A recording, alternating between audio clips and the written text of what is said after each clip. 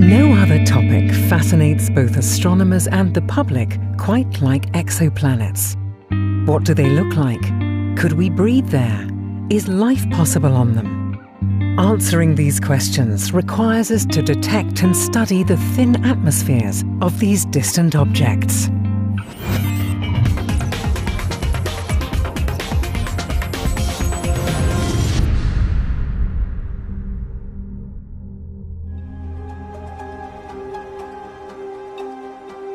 The atmosphere of an exoplanet can reveal a wealth of information.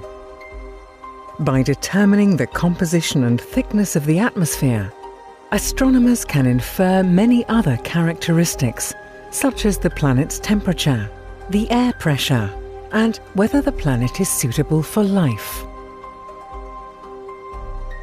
But studying the atmospheres of exoplanets isn't an easy task. Planets don't emit their own light, and they are tiny compared to their host stars.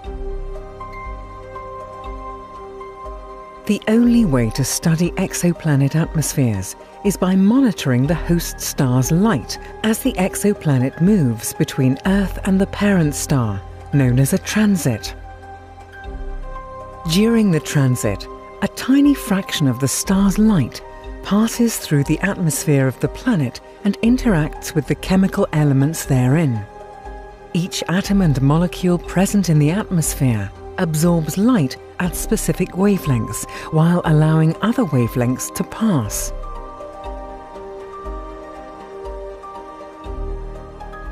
By observing the light of a star during a transit, astronomers can find the fingerprint of the exoplanet's atmosphere in the spectrum of the star.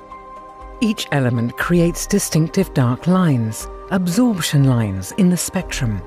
So these lines act as chemical fingerprints, revealing the makeup of the atmosphere.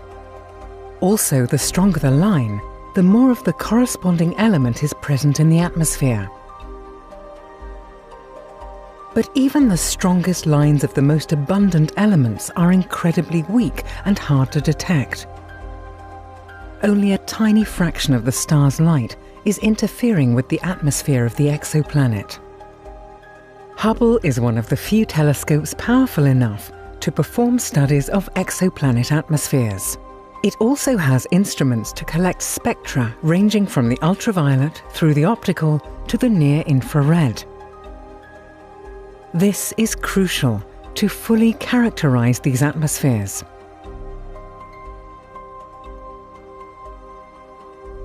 In spite of Hubble's capacities, the analysis of exoplanet atmospheres pushes Hubble's instrumentation to its limits. The telescope can only detect the strongest lines from an atmosphere in a given spectrum.